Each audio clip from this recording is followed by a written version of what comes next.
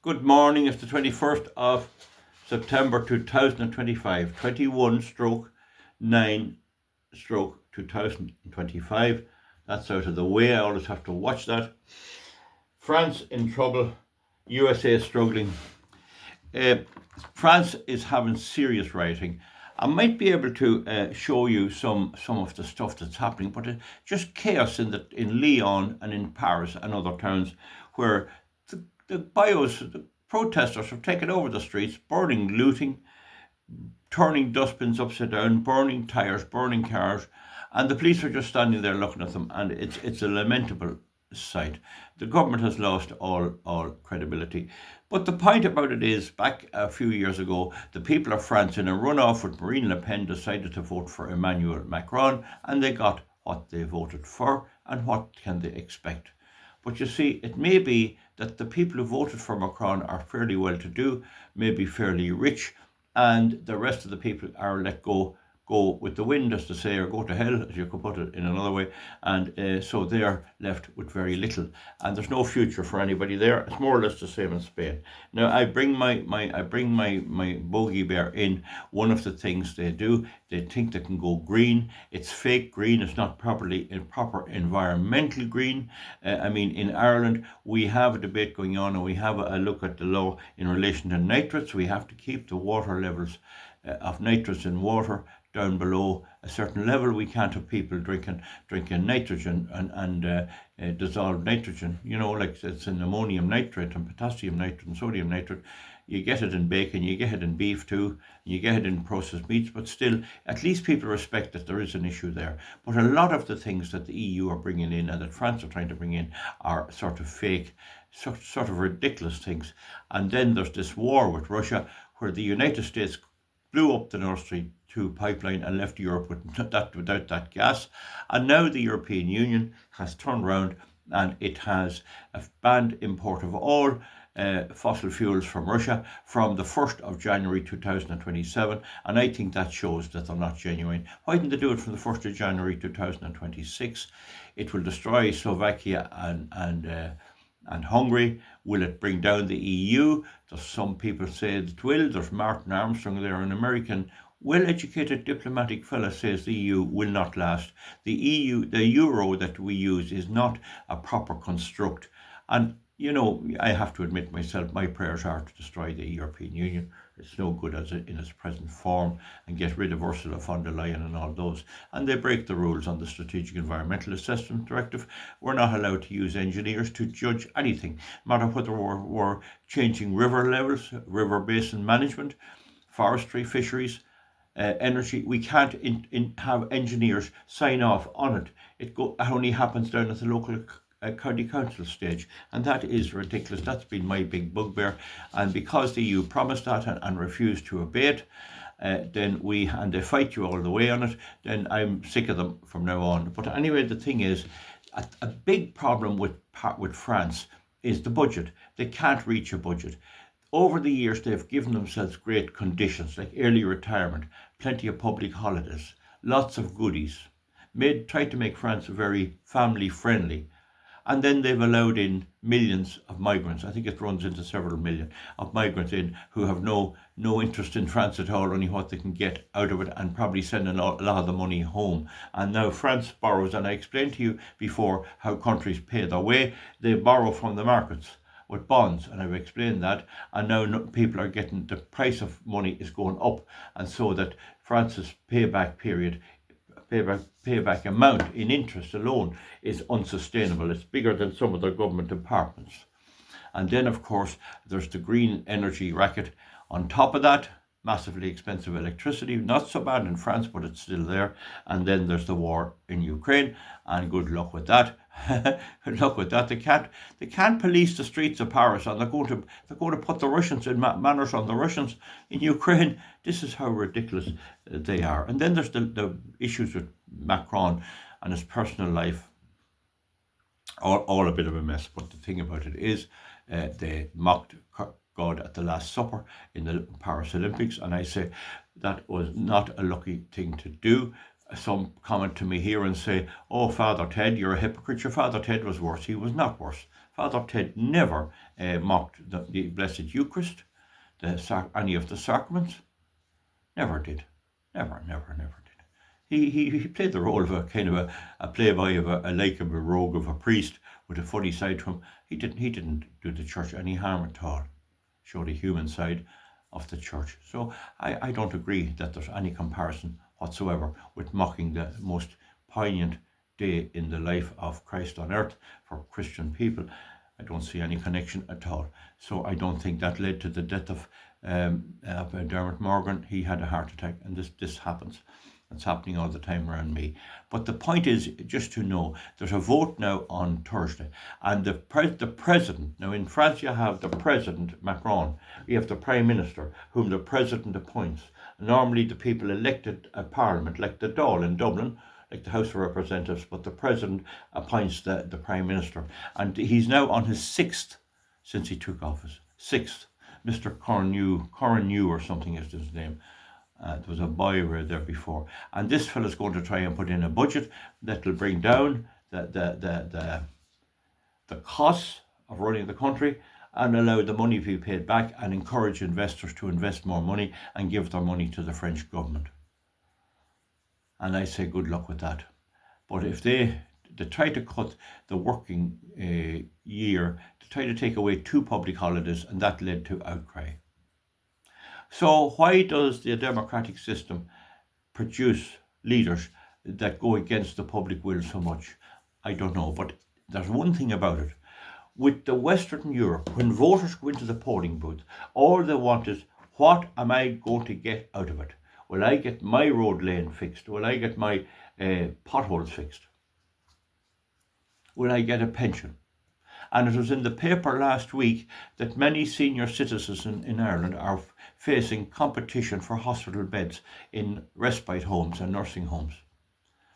All the foreigners can walk in and get, a foreigner of 75 years of age in bad health can come into Ireland and get a place in a nursing home straight away at our expense, and get a home and get a house and get all. And people vote for this. Why they do, I don't know. So all of this is costing, and meanwhile I move now to America, and Trump is enforcing these tariffs on India, and I made a video on that before, and tariffs on China, and they're saying, well, I'll tell you what, if that's the way you're going to go on, we're leaving the whole dollar business and we're going into the BRICS currencies, and that's a movement that's taking place. And now the EU is all well on. I'd say they have already spent some of the money that they stole from the Russians. The Russians, in good faith, invested money in Europe. If they had to consult me, I'd have told them, get it out of there before you invade Ukraine. I'd have taken all that money out, but they didn't. So now they're stealing that, and a lot of it, there's 100 billion of it in Belgium, and the Belgian government doesn't want to take it off the Russians because they like to have it just sitting there. It's good to them sitting there, but they're going to take that off them. And I don't know where Trump stands on it. We'll see. In any event, Trump is walking away from Ukraine. He's trying to more or less saying, here, I have enough of this. There's nothing in this for me. And he's absolutely right. The only criticism I have of Trump, he didn't walk away the day he took over. The day he took over power, he should have pulled his troops out of Ukraine. They're not in there anyway, but there is Secret Service in there and CIA, but he should have just announced, we're coming out, we're pulling out. And pull out of Europe and leave the Europeans there. Because as long as you provide an umbrella cover for Germany, they're going to arm up and they're going to attack Russia again, and you'll have World War III again. Only this time you'll have Britain on the side of Germany. Meanwhile, Trump has a mess in the Middle East, unbelievable mess over there, doing him a lot of harm too, I think, and that would take all his energy to try and sort out. So getting stuck into Ukraine is kind of a non-starter for him. Now, Germany's not in great condition financially, but it's a lot better than France, and Germany has the wherewithal to bail out France. Will they do it? That's the big question. Will they do it? Starmer is fully behind Germany, fully behind the Ukraine, and fully behind after this, and they're heading for a bailout as well. They're not fit to run their own economy. And of course, I have long said you need an industrial base. The American Civil War, and according to Alistair Cooke, He made that book, America, I think it was, Alistair Cook. Wasn't that his name? He was Cook anyway. Do you remember he had a thick book? He used to have a program on the telly about the foundation of America and the building it up. But he claimed that winning the Civil War, winning the Civil War, well, there was Irish participation helping the North, and that helped a bit. But winning the Civil War was really a matter of foundries, making weapons, making guns, supplying the needs of war. The army is only the spearhead of all the work was behind it. And during the Second World War in England, the women were all making bombs and everything in the factories and doing that. And that provided the trust for the soldiers at the front. And it also gave the soldiers at the front this idea that they were out there using the equipment that was created by their people at home. It had that social, you know what you call it, confidence thing about it, that we're all in this together. Now, if that is not present in Europe, because they've just insisted on having the biggest weapon anyone ever designed, the wind turbine. The wind turbine is their main weapon, and they believe this is going to win the war, and good luck with that. So all this green, they shut down the fossil fuel, their nuclear power plants.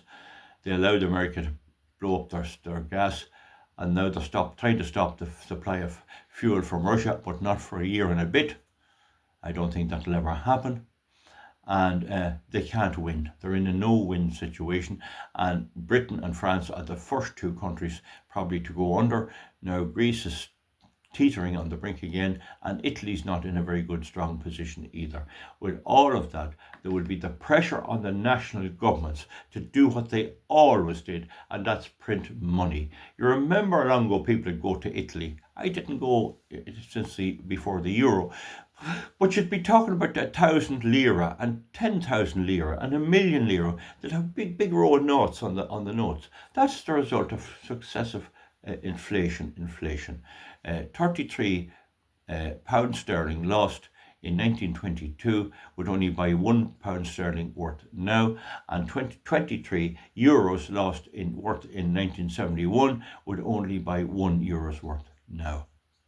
The value of money is going down as they print it. What will the European national states do if they didn't have the straitjacket of the euro? They'd print. And that pressure is on there. That pressure for the governments to get back in and manipulate the money supply to get through. They can't do it too well with the euro, but the euro does inflate, but not as much as they do if they had their own way of doing it. Okay, folks, that'll do. It's an unbelievable situation. It really is ridiculous. There's a lot of bad videos on it. There's a lot of videos put on by socialists who are attacking Trump because they're communist. One man there is Wolf. There's Professor Wolf, but he's ultimately a socialist. Jeffrey Sachs ultimately believes in the climate melting, the North Pole's melting and the South Pole's, and he believes in climate change, and he says there's ridiculous decisions being made. Why I support Trump is he stopped all the LGBTQ woke nonsense. He said in Scotland the windmills were a scam. That has to help a little bit. They are a scam. I have mathematically proved they're a scam. I got notification the other day that Bord Gosh is putting up my energy bill, my electricity bill by 12%, and SSE is putting theirs up by 9% next month. So I'm right on that. If the wind energy worked and the solar worked, it'd be going down, And I've explained to you how they have it rigged so that you always pay more. So they're giving away everything we have. So obviously such a Europe cannot compete either industrially or militarily. And now they have thrown all to America. Trump said, here, you buy our bonds, you lend us $700 billion, and they said, oh yes. And then he said, you'll buy 700 billion in fuel. Oh yes. They gave away all. After them building all this green junk, they agreed the minute Trump says you'll buy our energy, they agree they will. How he's going to supply it is another thing. American debt has gone to an unsustainable level, 37 trillion dollars, and Trump's way is to bully the rest of the world, and I'm using that as a Trump supporter, into giving them money to investing in American bonds. If they don't, the price of lending to America will go up so high the government will not be able to pay its bills. And don't forget, the 37 trillion is only government debt. There's trillions of debt owed to pensioners, just as in France and in Italy and everywhere else. They've given themselves all these great rights and great conditions, and there's no industry there worthwhile to pay for it. But Trump is also trying to do the same to India when he gets Ursula von der Leyen to capitulate on everything and hand the whole of the European Union over to Trump's domination. Trump turns then to India and he tries the same thing, and it's not going to work. It's not going to work. He wants India to buy American bonds. We'll see how that goes. He told India, the Japanese bought our bonds, and now you must buy it. And now the BRICS is realising the gun is to their head. It's no longer a case of a choice. You have to prop America up and not let it fall financially, or you get tariffs hyped on you. And that's a serious shock to the economics of the world. And what's happening in China and Russia, they'd rather have the old system. It'd do them good enough, but they realise there's no way out. They are being squeezed out financially, industrially, and militarily. And of course, how are the American people going to pay the tariffs if something is exported from India, let's say a crankshaft for a tractor? And I know a place in Ireland that has all the crankshafts nearly you'd have in Ireland for tractors, and they're all made in India. And where are the American mechanics going to get crankshafts? They'll be paying $350 for it up to now. Now they'll have to pay double that. So the crankshaft will go up maybe to $500. So who's going to pay that? Only the farmer or the person using the equipment. So that tax is ultimately on the American people. And we'll see how that goes. It's not going to work. I know Trump's way of thinking, we'll make them put tariffs. And then they think that tariffs and sanctions, economic sanctions, are the answer to everything. They're a very weak weapon. The real weapon is military.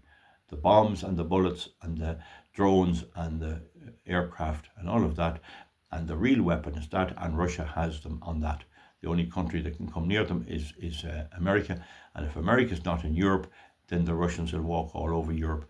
The Russians have let a few drones in, and Poland's scared.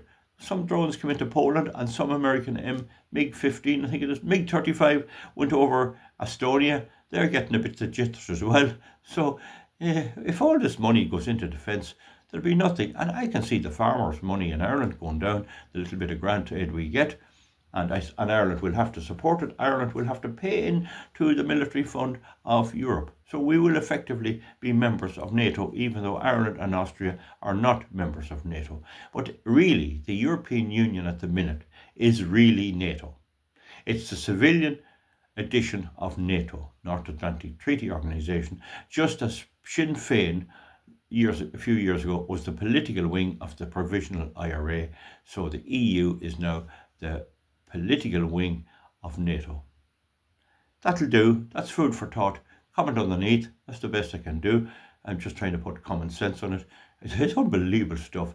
If I were running this, we'd have the Ukraine sorted. There is no doubt before I leave.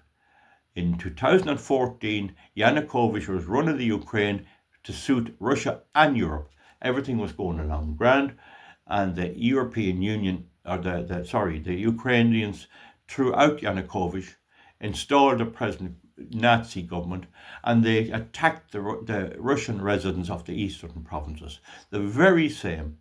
There was supposed to be a story in Ireland years ago that Frank Aiken, during about 1923, contacted De Valera. He was a minister for defence, I think, and he wanted the Irish army to march into the north.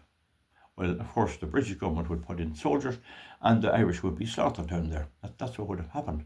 And a lot of the nationalists would be killed by neighbours and everything else. So you had a difficult situation there. But in Ukraine, it never went ahead because De Valera had better sense. But it never went ahead. But in the Ukraine, it did go ahead. They attacked the Russians, attacked them and forbid their religion, forbid their schools and all. So this is what has triggered the whole attack by Russia. Putin, if they had put an envoy in there to look after the Russian people, everyone could be hunky-dory. Everything could be nice and dandy, no problem. But that, as my father, God be good to him, would say, would be doing it right. Comment underneath. We'll see you back. Probably no more videos today. Bye bye.